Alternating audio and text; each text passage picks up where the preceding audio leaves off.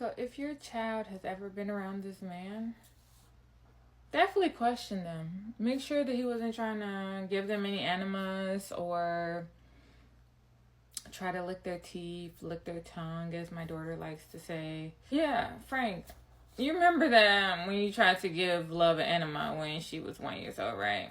You know. I have been seeing this woman's post on TikTok, and today I decided to share it with you all today. So, one of her posts that went viral that I saw was she saying that a 5-year-old daughter was raped by her ex husband, and she was essayed and raped at the same time. And that was the video I saw. But I started seeing some other video of her talking about telling mothers and people that have children that how you can, you know, be watchful and not ignore signs. And once you see this type of signs, these are predators and all of that, because she didn't notice on time until the daughter started, saying, "Mommy, I have a secret. Mommy, I want to tell you something. Mommy, my dad said I shouldn't tell you because it's a secret." And she started saying some things, like her mind started telling her some things, but she was ignoring because there was no proof, or it's her husband, okay? And her husband is a narcissist. Anyway, let me show you all some videos, then we'll come back and talk about it. Monsters are real, and monsters hide in plain sight. How would I know? Because my 5 year old daughter was SA'd by a monster, her father. Today, I am going to share 3 things that these predators like to do. Like I said, they hide in plain sight. So these things may look as normal, but they're not. The first thing is predators like to sit children, toddlers, babies directly on their private parts when holding them. No man should hold a child directly on their private parts. They should hold them on one leg or the other. This is a way that these sickos like to get self gratifications. A lot of people that are predators, they get off on doing things in front of people that seem to be normal and get away with it. It's like a adrenaline rush for them. Number 2 is tickling. Predators love to tickle children and babies because this is a form of disrespecting their boundaries. To see how much they can get away with crossing children's boundaries. For instance, predators like to tickle children all over their body, including their private parts.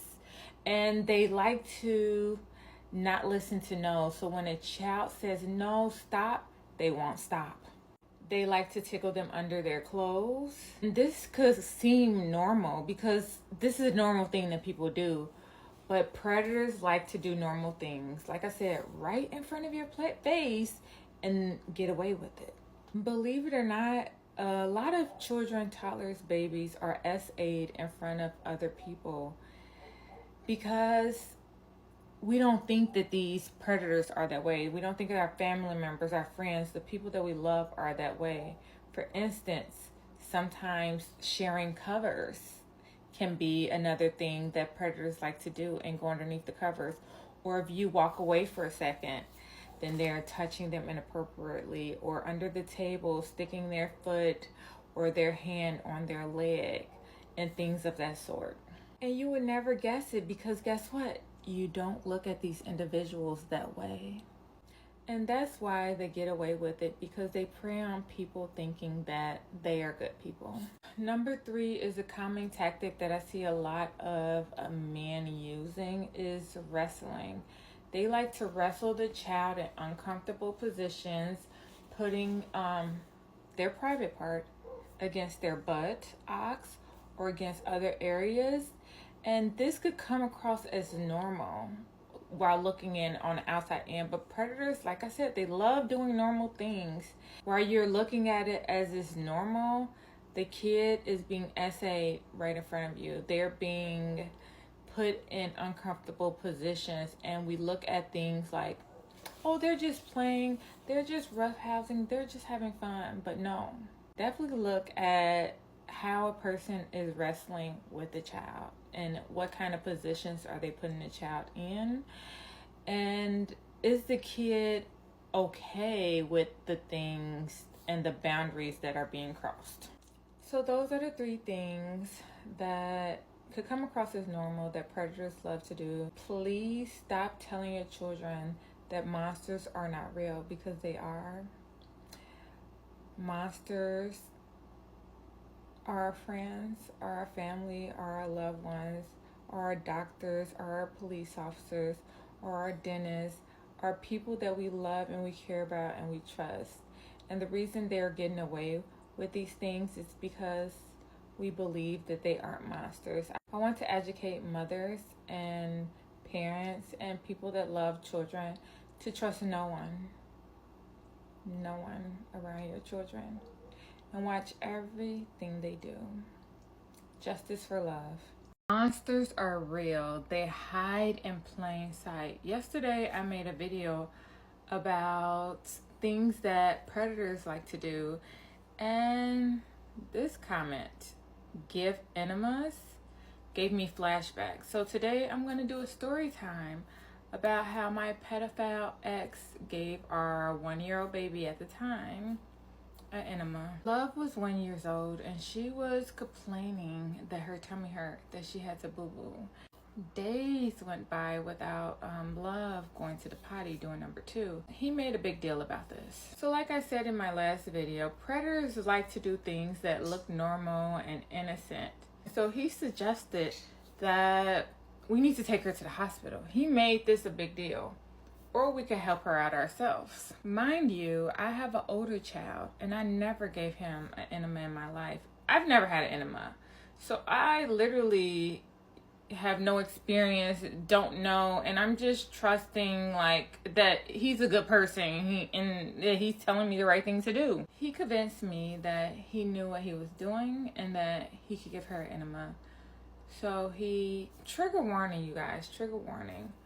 He grabbed Q-tips and Vaseline. And I want to express to you moms out there, if a man is trying to convince you to give a child an enema, you have no idea, and they're trying to say, let's do it or whatever, just take the child to the hospital.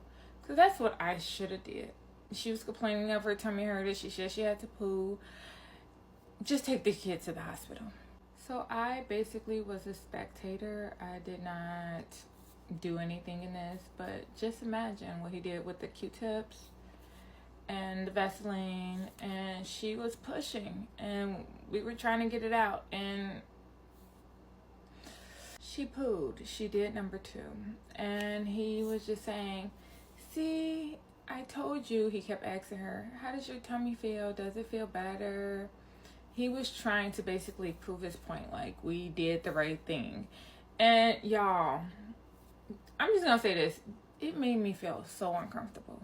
So uncomfortable. But as a person that knows nothing about enemas, knows nothing about like that, I'm thinking that we're doing the right thing to help our daughter. But it did bother me. And it bothered me so much that I went to my friend at the time who had a toddler.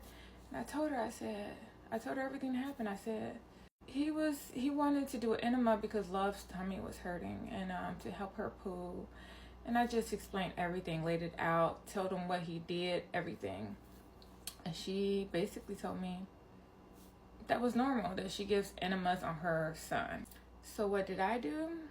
I basically chopped it up as I'm being over dramatic, that there was nothing wrong with it. But the thing about it is that I want you guys to know is that it made me feel uncomfortable. It made me feel weird. It was like something screaming at me, like I didn't like it. And that's all that I want to say that matters, is that if something makes you feel uncomfortable, if your intuition is screaming at you, listen to it. So fast forward, when my daughter was 5 years old, I later found out that she was being SA'd or worded by her father.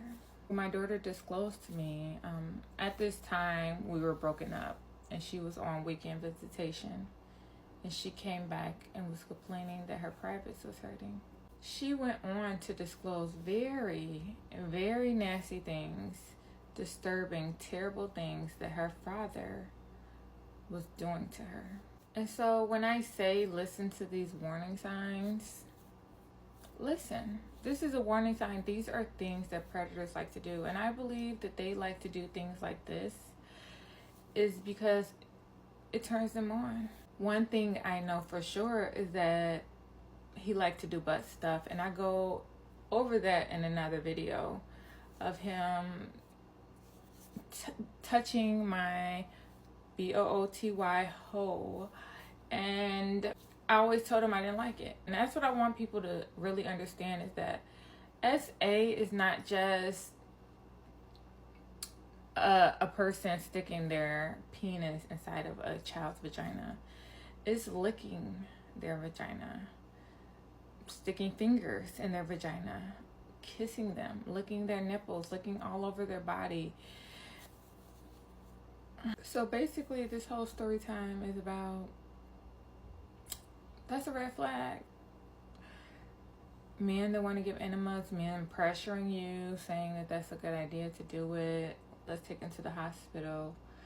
That's what these sickos like to do. For those that are new to my story, nothing was done to this man. He is still walking free. And now he's taking me to court for 50-50 custody. And I feel like that my daughter's life is in danger because she told the secret. People need to know what he did. I feel like people need to protect this man away from their children. So if your child has ever been around this man, definitely question them. Make sure that he wasn't trying to give them any enemas or try to lick their teeth, lick their tongue, as my daughter likes to say. Yeah, Frank, you remember that when you tried to give Love an enema when she was 1 year old, right? You know I'm not lying. I'm willing to take a lie detector test about everything that I have said. Everything. Justice for love.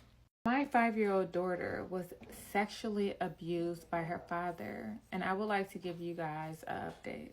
It's been almost 2 years and still no justice for my daughter. July 9th, 2023. I will never forget that day.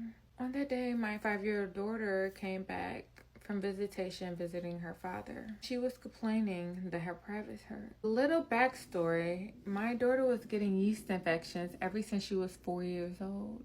I put her in the shower, I put the cream on her, we jumped in the bed, and that's when my daughter told me, "Mommy, I have a secret, but Daddy told me not to tell you." She said, "Daddy was begging to touch my private parts." I don't know what I was expecting, but I wasn't expecting that. Literally, my heart dropped. As soon as she went to sleep, I called everybody. I called my sisters. I called Nana. I told everybody what happened. And she was asleep for a couple hours. I woke her up. I had my sister on FaceTime. I'm asking her all the same questions. She's saying the same thing. She didn't tell me about the licking part. I said, "What about the licking?" She said, "Daddy was licking my teeth. Daddy was licking my tongue." I said, "Daddy was licking your teeth? Daddy was licking your tongue?" She said, "Yes." I said, "Show me." She went to give me a kiss, and she stuck her tongue out. She was describing the best way she knew how as, I said a kindergartner, but she was in preschool. As a preschooler, she was trying to describe the best way she knew how as being tongue kissed. I excused myself and went to the bathroom. Mind you, my sister's still on the phone, hearing everything. She was like, "You didn't tell me that." She was disclosing more information. We immediately got dressed, went to the hospital. Basically, we had to go to 2 hospitals because the first hospital didn't do rape kits on toddlers. We got the rape kit done. DCFS was called. I had a detective assigned to me, forensic interview, everything you're supposed to do when something like this happens. I put my daughter in therapy. The therapist was connected to the detective, disclosing everything that my daughter was saying. It took a year to investigate my daughter's case just for them to come back and say that there wasn't enough evidence. Even though my daughter disclosed in full detail what happened to her in two forensic interviews, even though she disclosed that he took child sexual assault material on his phones, they never checked his phones. Even though I have therapy notes of therapists disclosing what she told her, even though I have doctor statements of my daughter was getting yeast infections, and that's a major red flag of child sexual assault. None of the evidence was good enough. I did all the things that you're told you're supposed to do. They did absolutely nothing. Now I'm fighting this child predator in court for 50-50 custody. And everybody's asking me, not everybody, but some people are asking me, why are you sharing these things on the internet, things of that sort? Wait till your child gets older. Wait till such. My child does not have time till it's older. My child is in danger right now. It's children. I just seen a case of a child that was S8 that had her hands cut off and her neck sliced open by her father, a predator that was S-ing her. I need help now. The DA, the detective, the police, nobody is doing anything about this. And I am in fear, and I feel like my daughter is in danger. Do you know that I was quiet for a whole year? Waiting for the police, the detective, the DA to handle the business and to get justice for my daughter, just for them to come back and slap me in the face, saying that there is not enough evidence. These are the eyes of a monster. I would have never guessed in a million years that he was this way. What does he want to do now that my daughter told the secret? Please help me get this story out there. My daughter is in danger. And not only isn't she in danger, it is a pedophile walking freely around Chicago, Illinois to hurt other children. And I'm not just afraid for my daughter. I'm afraid for anybody, especially children, that comes in contact with this man.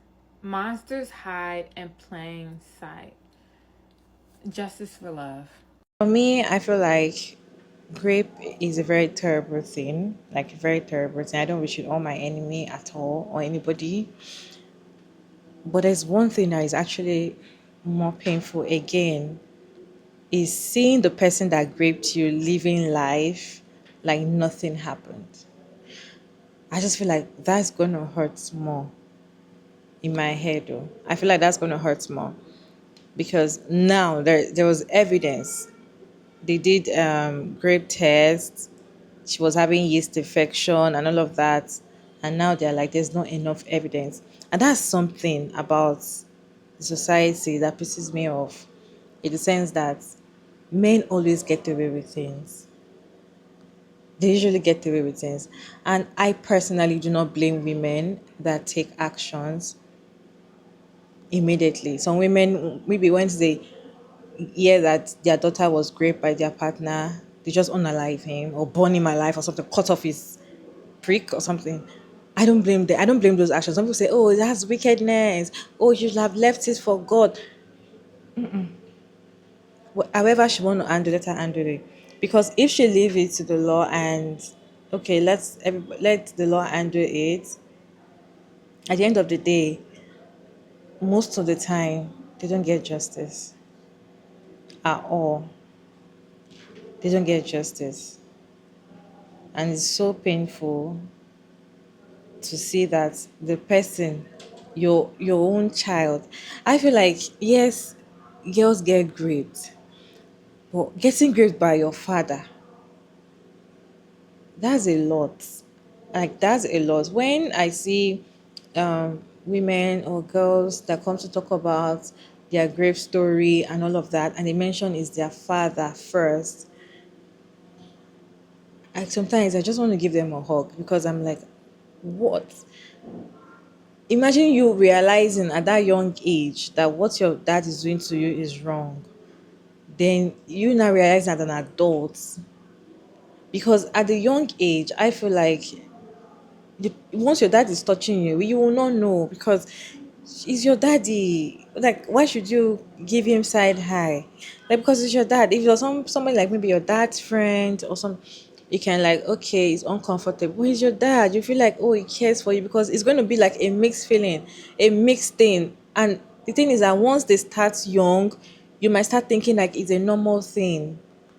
There was one woman that was posting her daughter then that she was raped by her husband as well. And when she said the story, then she said she started noticing that her daughter usually open up her legs, like pull her legs up like this, you know. Then she always want to touch her private parts all of the time, and she started like, "What's? Why do you like to touch your private part?" And she's like, "Because daddy touches it." Some women actually do not take action when they hear things like this from their daughter, especially the women that remarried. So it might not be the real father, it might be the stepdad. So some male centered women, we have a lot of pick me moms and a lot of male centered moms, right? So the pick me moms, once they hear that, or once the daughter comes to tell them that your boyfriend is touching me inappropriately, I don't like it, they send the daughters out of the house, or they tell the daughter, you are the one seducing my boyfriend. The way is easy for a woman to go to prison because she unalived her daughter's rapist. I was expecting a rapist should be easy to go to prison like that, but it's not like that. A rapist will get away with it. In fact, they will not even take the matter serious. But you, as a woman, unalive a rapist, unalive your daughter's rapist, then you will see them seeing evidence, see them. You are going to prison. But they will not start with where the problem, they will always blame women. The way society just don't take women serious, like it seems just so annoying, really. Anyways, I just hope they find, I cannot imagine what the mom will be going through. I cannot imagine. But thank God you're no longer married. And even the child, she might not know it now, but later on, it's even going to be worse. It's a serious trauma. What is your take on this conversation? Let's continue the conversation in the comment section. Respectfully, it's your girl Mara David, and thank you so much for tuning in. I hope you enjoyed this one. Please like and share and subscribe, and I will see you in my next video. Bye, guys.